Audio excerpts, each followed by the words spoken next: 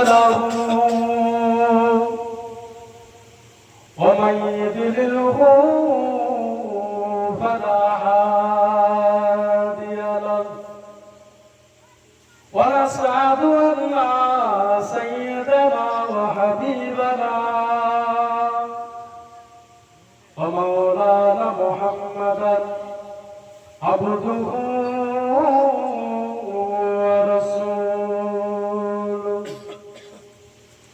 إن الله وملائكته يصلون على النبي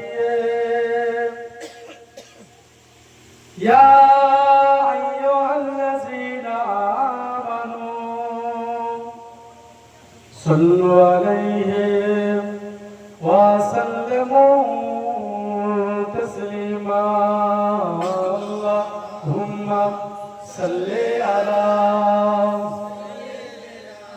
مولانا محمد وعلى آل سيدنا মায়ামিনা মায়ামিনা তোমার কোলে কে এসেছে বল না কে এসেছে বল না মায়ামিনা তোমার কোলে কে এসেছে বল না কে এসেছে বল না জরুরের কি ঝলকে জরুরের কি ঝলকে চমকে সারা জামানা জামানা মায়ামিনা তোমার কোলে কে এসেছে বল না কে এসেছে বল না বারোই রবিউল আউয়ালে আসিল মা আমিনার কোলে আসিল মা আমিনার কোলে বারোই রবিউল আউয়ালে আসিল মা আমিনার কোলে আসিল মা আমিনার কোলে সিজদাতে মাথা রেখে সিজদাতে মাথা রেখে উম্মতের চাই কামনা কামনা মায়ামিনা তোমার কোলে কে এসেছে বল না কে এসেছে বল না আল্লাহুম্মা সাল্লি আলা সাইয়্যিদিনা মাওলানা মুহাম্মদ ওয়া আলি সাইয়্যিদিনা মাওলানা মুহাম্মদ এই আলিমা তোর ঘরে আজ এই আলিমা তোর ঘরে আজ কে এসেছে দেখো না দিন দুনিয়ার বাদশা সেজে তাজদারে মদিনা নূর নবীজি ছোটবেলায় নূর নবীজি ছোটবেলায় ছাগল চড়াই ময়দানে ফেরেশতারা দেখব বলে লুকিয়ে থাকে কোন কালে মেঘ সে ছায়া করে মেঘ সে ছায়া করে নূর নবীজির মাথাতে সর্ব এসে হাওয়া করে দয়াল নবীর গায়েতে এমন নবী দুনিয়াতে আর কোনো দিন আসবে না আমার নবী শুয়ে আছে সোনার মদিনায় আল্লাহুম্মা সাল্লি আলা সাইয়্যিদিনা মাওলানা মুহাম্মদ ওয়া আলা আলি সাইয়্যিদিনা মাওলানা মুহাম্মদ লা ইলাহা ইল্লা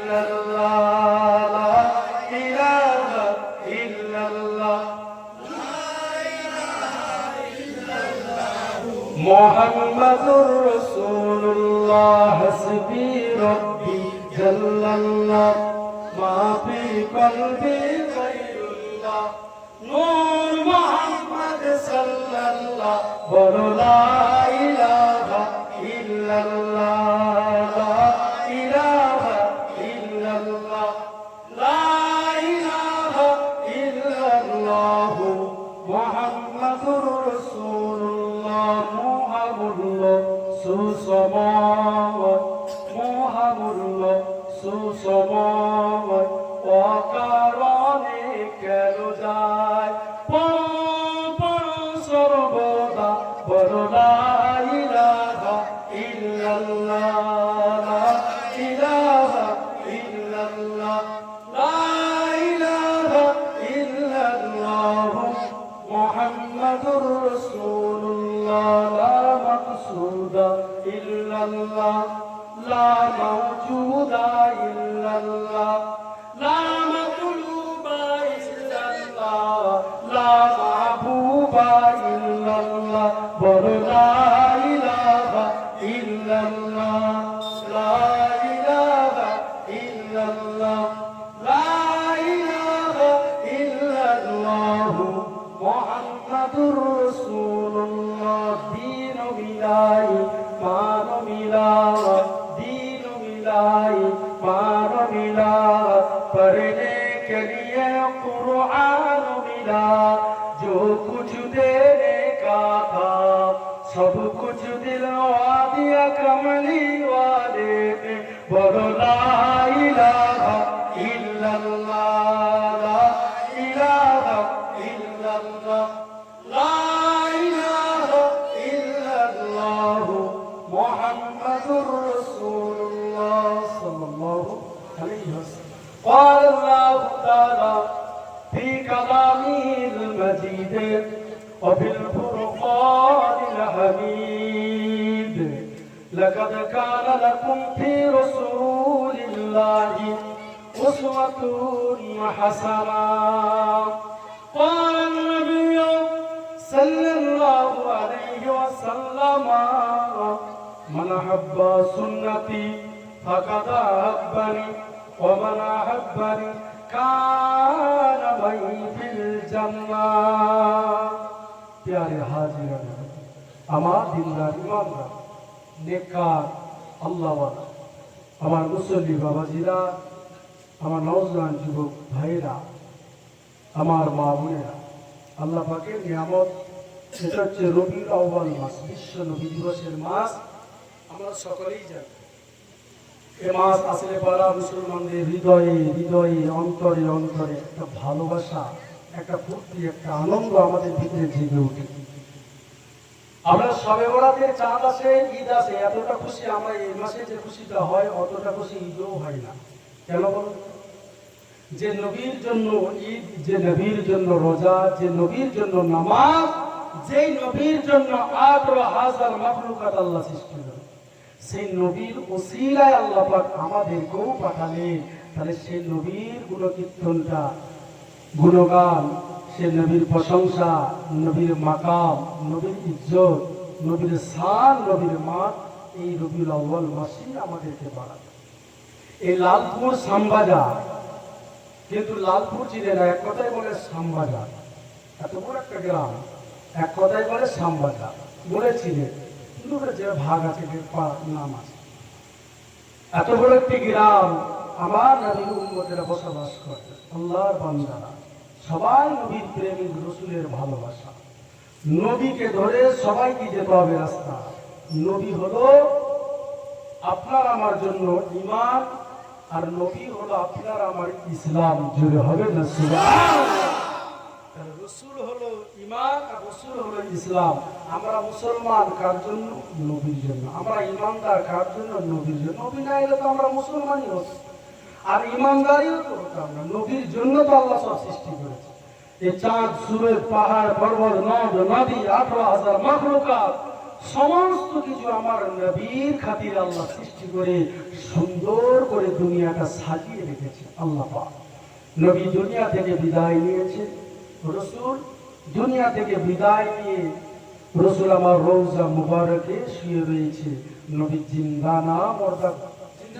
জোরে বলবেন, নবী জিন্দা না মরদা? একদল বলে বিশ্ব নবী দিবস, নবী এসেছে এই মাসে 12ই রবিউল আউয়াল সোমবার সুবে সাদেকের সঙ্গে। তা নবী দিবস তো আমরা পালন করি, তবে রসুল যে 12ই রবিউল আউয়াল নবী এই মাসেই তো ইন্তেকাল করেছিল, শোক কেন পালন করি না? শোকটাও তো পালন করতে হবে। রসুল ইন্তেকাল করেছে, শোক পালন করতে হবে। রসুল এসেছে মা আমিনার কোলে, আমরা খুশিতে আনন্দ আত্মহারা হয়েছে, কিন্তু রসুল যে আজকে ইন্তেকাল করলো 12ই রবিউল আউয়ালে, আমরা কেন শোক পালন করি না? এ নবী জিন্দা না মর্দা? তাহলে জিন্দা মর্দা, জিন্দা নবীর শোক পালন আমাদের চলবে না। রসুল তো জিন্দা, রসুল তো ইন্তেকাল, মরে না বাবা। কিছু মানুষ বলে রসুল মরে গেছে, কিন্তু আমরা রসুলের প্রেমিক, আমরা বলি রসুল আমার জিন্দা নবী। জোরে হবে না? এমন জিন্দা রসুলের জান কবজ করেন না, আজরাইল আলাইহিস সালাম হুকুম করে চলে গেল, রসুলের জান কবজ করবে। জান কবজ করে নিয়ে আল্লাহ পাকের দরবারে আজরাইল আলাইহিস সালাম চলে গেল। আল্লাহ হাবিবের রূহ মুবারক নিয়ে এসেছি, আল্লাহ কোথায় রাখবো? হাবিবের রূহ মুবারক কোথায় রাখবো? আল্লাহ পাক বলছে, ও আমার জিবরাইল, আমার হাবিবের রূহ মুবারকটাকে জান্নাতের ভিতরে রাখো। জান্নাত বললেন হাবিবের রূহ মুবারক রাখতে পারবো না, বিরাদবি হবে। আল্লাহ পাক বললেন জিবরাইল চলে যাও, হে জিবরাইল চলে যাও, আমার হাবিবের রূহ মুবারকটা, আমার আল্লাহ রূহ মুবারকটাকে আরশে আজিমের নিচে রাখো। আরশে আজিম বললেন হাবিবের রূহ মুবারক রাখতে পারবো না। আল্লাহ পাক বললেন জিবরাইল চলে যাও, আমার হাবিবের রূহ মুবারকটাকে নিয়ে যেখান থেকে নিয়ে এসেছিলেন আমার হাবিবের রূহ মুবারককে সেই জায়গাতেই রেখে দিয়ে চলে আসো। জুড়ে হবে না? তাহলে রসুল জিন্দা না মরদা? হ্যাঁ, রসুলের রূহ মুবারক রওজা মুবারকই রাখা। রসুল আমাদের মতো মানুষ নয় বাবা। অনেকে বলে রসুল নূর, রসুল মাটি, এই দুটো প্রশ্ন। আল্লাহ পাক 18,000 মখলুকাতের ভিতরে দুটো মখলুকাতকে দুটো পদার্থ দিয়ে সৃষ্টি করেছে। মানুষকে আল্লাহ পাক বলছে মানুষকে সৃষ্টি করেছি মাটি কাদা থেকে, আর জিন জাতিকে সৃষ্টি করেছি আগুন থেকে। দুটো মখলুকাতকে দুটো পদার্থ দিয়ে সৃষ্টি করেছে, একটা হলো জিন জাতিকে আগুন দিয়ে, আর মানুষ সৃষ্টি করেছি মাটি থেকে। আমার রসুল অনেক আগে এসেছে, এমনকি আদম আলা নবী ইনা আলাইহিস সালাম আসার অনেক আগে আমার হাবিবে নূরে মুহাম্মাদিকে আল্লাহ সৃষ্টি করেছিলেন। জুড়ে হবে রসুল আমার নূর। আল্লাহ পাক কোরআন শরীফের মধ্যে বলছেন কদ জাআকুম মিনাল্লাহি নূরুন ওয়া কিতাবুম মুবিন।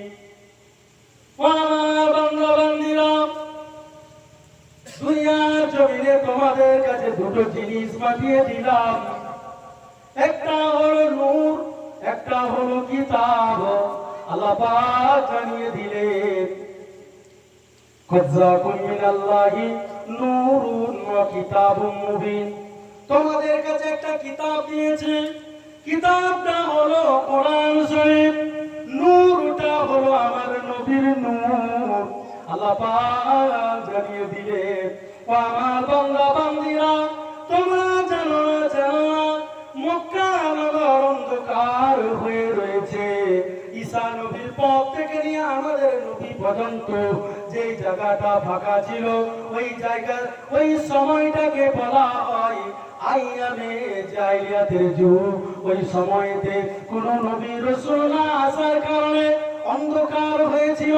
সেই সময়তে ব্যভিচার, অত্যাচার, রাজারি, লুট, চিন্তায় বেড়ে গিয়েছিল। আল্লাহ পাক সহ্য না করতে পেরে আমরা হাবিবে পিয়ারাকে ওই মক্কা নগরে পাঠিয়েছিলেন। ওই আইয়ামে জাইলিয়াতের সময়ে আমার রসুলের নূর মুবারক রসুলকে আল্লাহ ওই মক্কা নগরে পাঠিয়েছে। তাহলে রসুল নূরের, তাহলে আমরা রসুলকে নূর মানি, নূরের উপরই আমরা বিশ্বাস। বুঝতে পারছেন? আমরা নূর মেনে যদি জাহান্নামে যেতে চাই, আমরা জাহান্নামে যেতে রাজি। আর আমার রসুল আবার কোরআন শরীফে একটা আয়াত আছে, আনা বাসারুম মিসলুকুম ইউহা ইলাই, এটা আয়াত আছে। ওই আয়াতটাকে মানুষ ব্যাখ্যা করে রাসূল তো আমাদের মতো বাসার মানুষ, আমাদের মতন খায়, আমাদের মতো চলে, আমাদের মতো হাঁটা চলাফেরা করে, রাসূল তো আমাদের মতন, রাসূল তো আমাদের। আমরা দাঁড়াই সাহাবায়ে, ও নবী পাকের সাহাবারা, আমি আয়েশা একদিন বাড়ির ভিতরে চোঁচ নিয়ে জামা সেলাই করেছিলাম।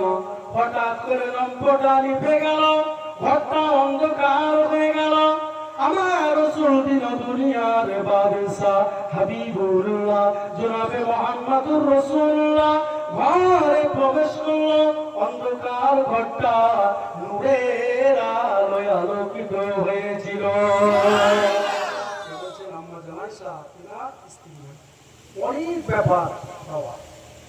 আমার রাসূলের আম্মা জানা আমিনা বর্ণনা করেন, ও দুনিয়ার মানুষ শুনে রেখে দেন, আমার হাবিব যখন আমার কোলে আসলো, আমি আমিনা জানিয়ে দিলাম, আমার নবী যখন মক্কা নগরে ঝুপড়ি ঘরের ভিতরে তাশরীফ আনলেন, নূর নবী দয়ার নবী যখন আমার ঝুপড়ি ঘরে তাশরীফ আনলেন, শুধু জেনে রেখে দেন, ইয়ামান বসরার বড় বড় রাজপ্রাসাদগুলো নবীর নূরে আলোকিত হয়েছিল।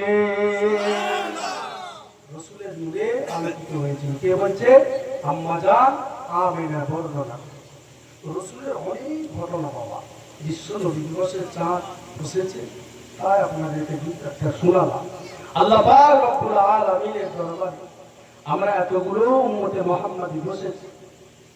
আমার রাসূল যখন ওয়াজ করতেন মদিনার মসজিদে নববী শরীফে, সাহাবারা রাসূল বসে থাকতেন, সাহাবারা রাসূলের দিকে তাকিয়ে বসে থাকতেন। রাসূল ওয়াজ করতেন, সাহাবারা বসে বসে শুনতেন, সাহাবারা বসে বসে শুনতেন।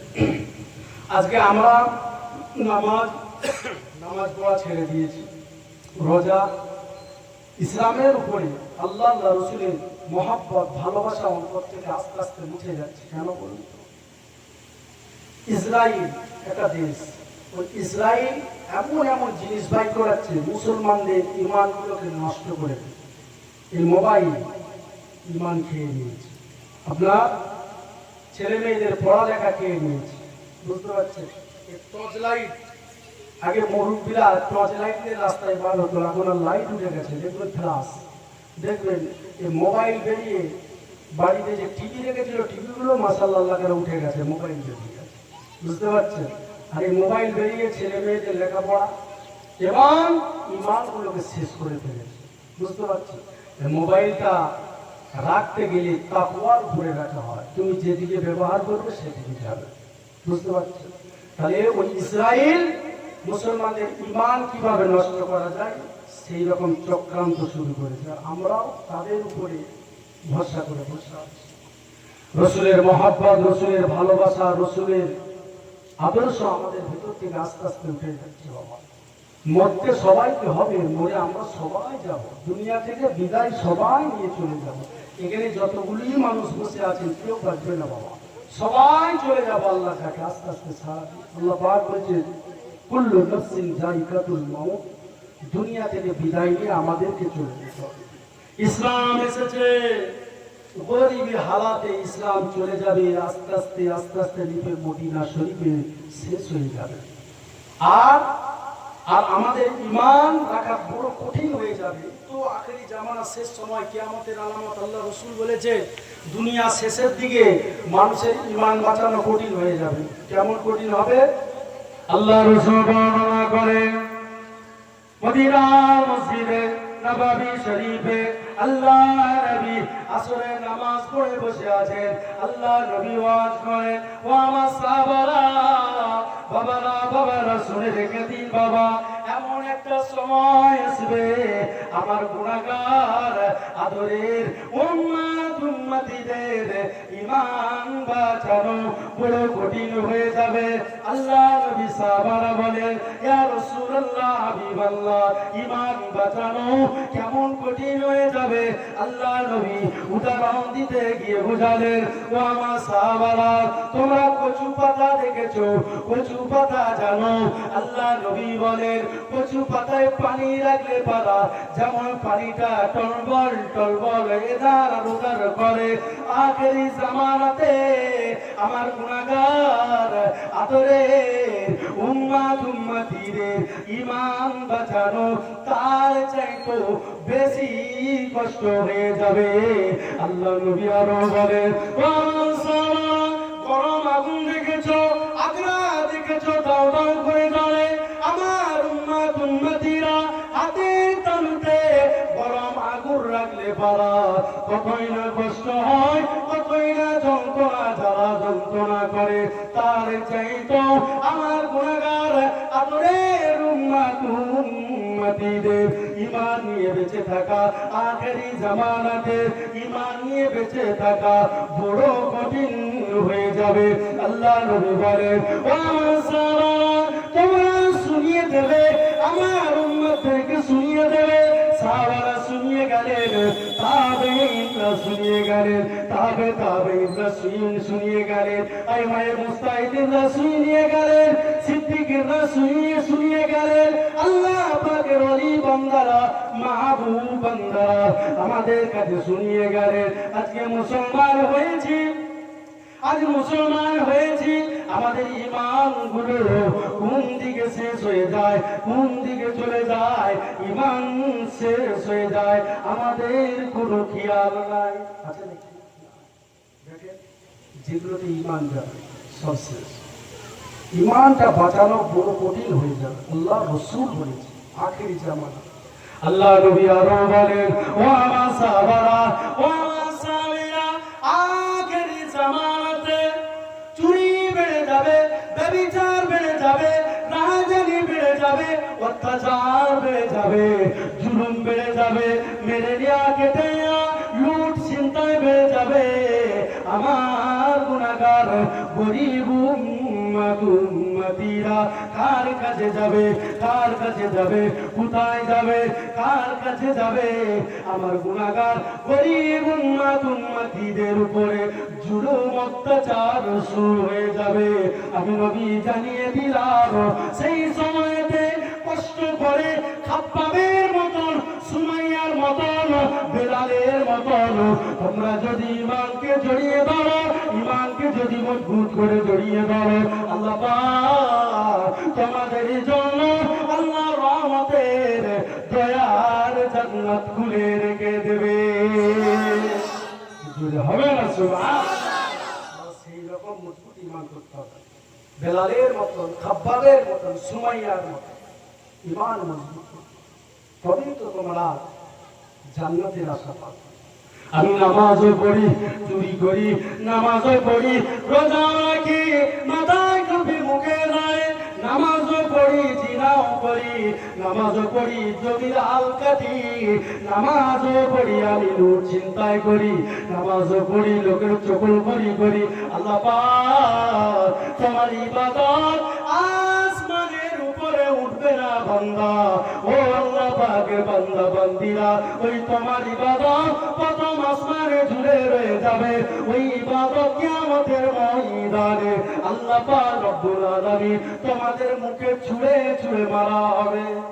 ওই ইবাদতগুলো মুখে ছুঁড়ে ছুঁড়ে মারা হবে কিয়ামতের দিন। কি হলো? আমি তো নামাজ পড়েছিলাম, সব তো করলাম, কেন আমাদের কাছে?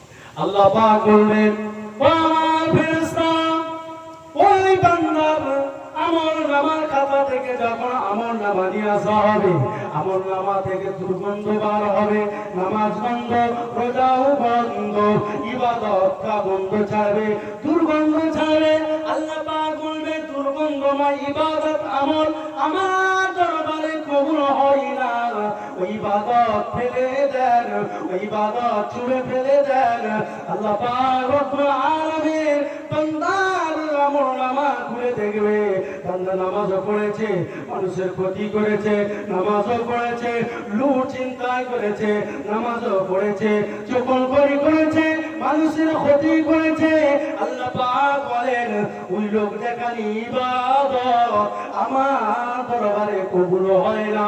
আল্লাহ পাক কোরআন শরীফের মধ্যে বলেছেন, কি বলে, ফাওয়াইলুল লিল মুসাল্লিন, তোমরা লোক দেখানি নামাজ পড়ো না, নামাজ পড়ো না, ওই নামাজ আমার দরবারে কবুল হবে না, হবে না, ওই নামাজ আল্লাহর দরবারে কবুল হবে না। সব লোক দেখো করো, আল্লাহ রাসূল যেভাবে বলেছেন হাদিস শরীফে, সাল্লু কামা রাআইতুমুনি উসাল্লি, তোমরা নামাজ পড়ো আমি নবী যেভাবে নামাজ পড়েছি আমার মতো নামাজ পড়ো, আমার সাহাবাদের মতো নামাজ পড়ো, ওই নামাজ আল্লাহ দরবারে কবুল হয়ে যাবে।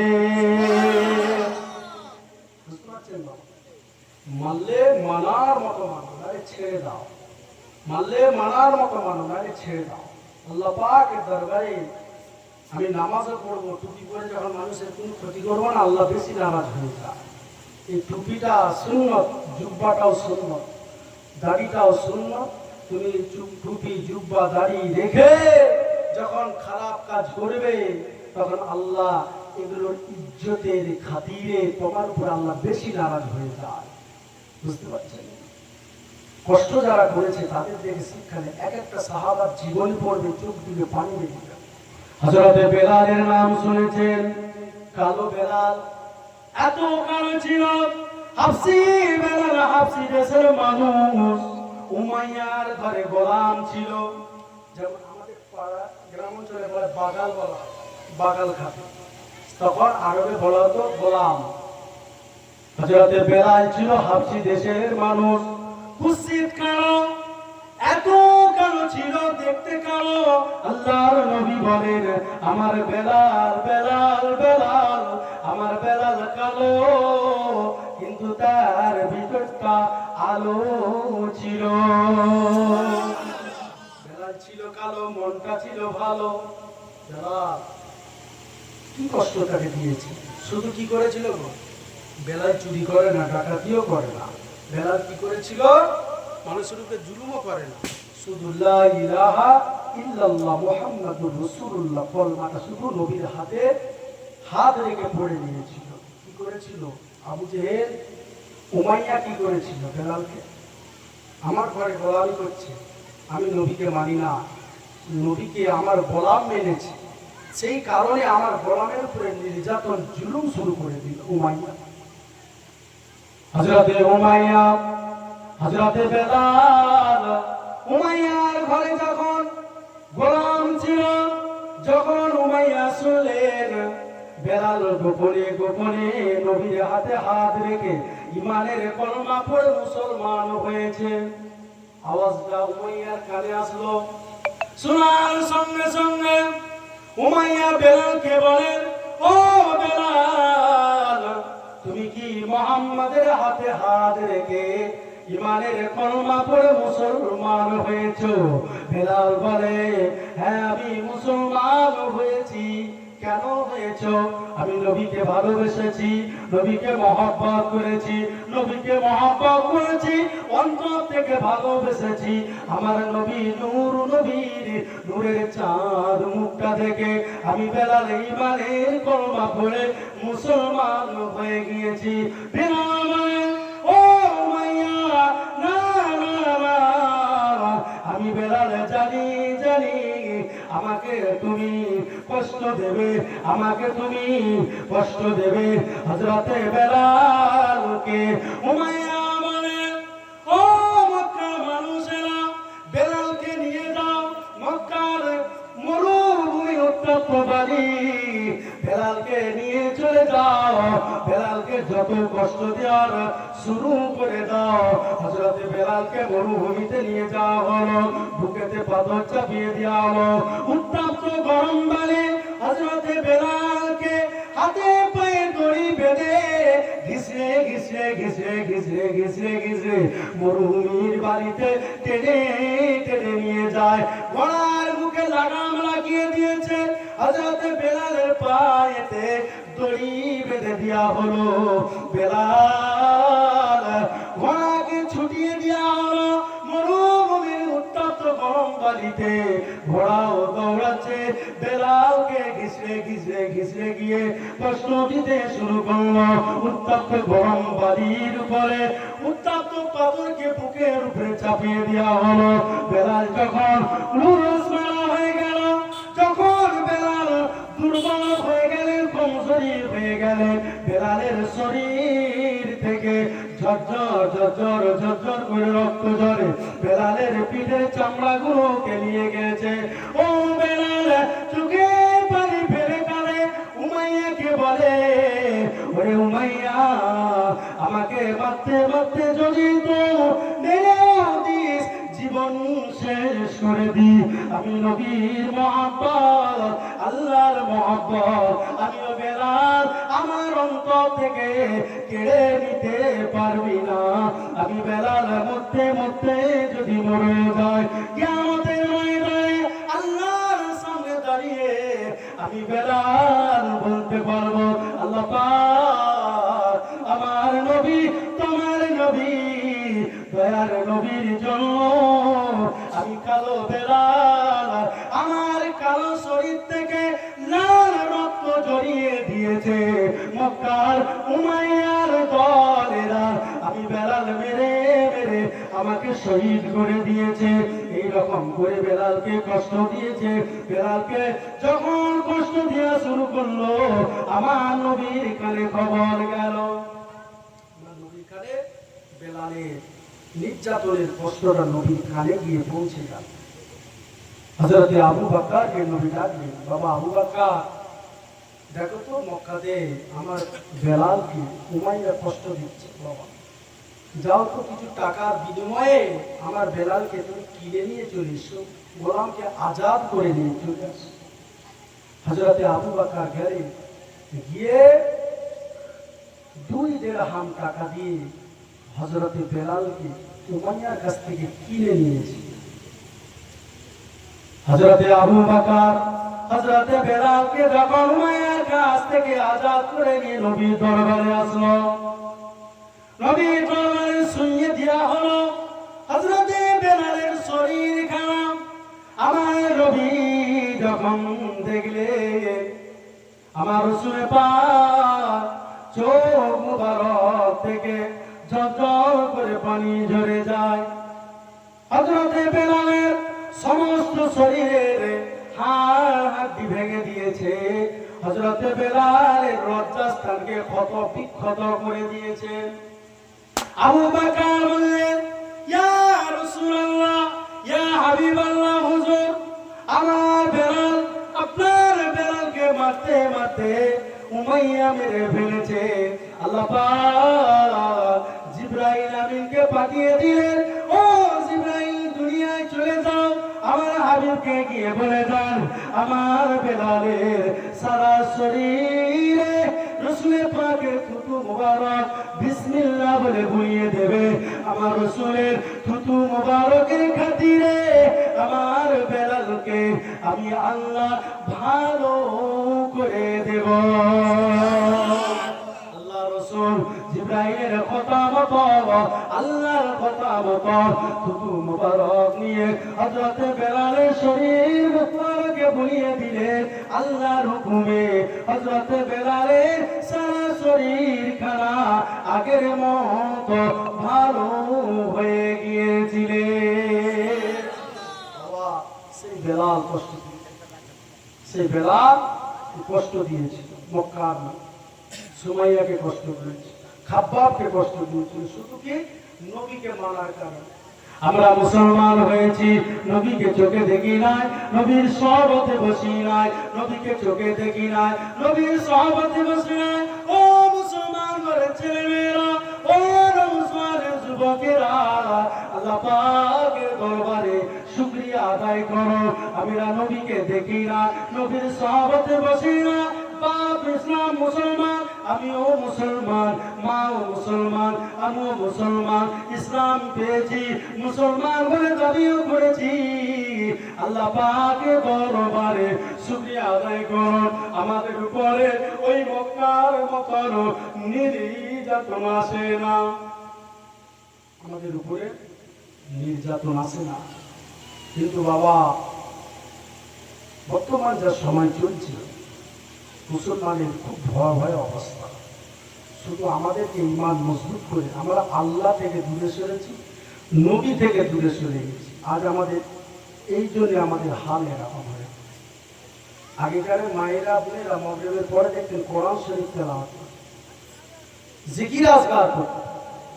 মুসল্লি বাবাজিরাও দেখতেন জিকির করতেন, কোরআন শরীফ মসজিদে পড়তেন। সব উঠে গেছে, চা দোকানে বসে বসে আড্ডা মারতেন। হ্যাঁ, চা খাওয়ার প্রয়োজন আছে, চা দোকানে যান, যেতে মানা করবো না। চা দোকানে যাবেন, চা খাবেন, খেয়ে বাড়িতে আসবেন, এসে নামাজ উজুটা করে নামাজ পড়ে তো আল্লাহ আল্লাহ করে যান, মানা করি না। তবে রসুলের আদর্শে আদর্শিত হয়ে চলতে হবে। শিরিক করো না, আল্লাহ দরবারে শিরিকের গুনাহ আল্লাহ মাফ করবে না। আশরিকের জুলম আযীম, আল্লাহ বলছে শিরিকের গুনাহ আমি মাফ করি না। শিরিক করা চলবে না। বুঝতে পারছো বাবা?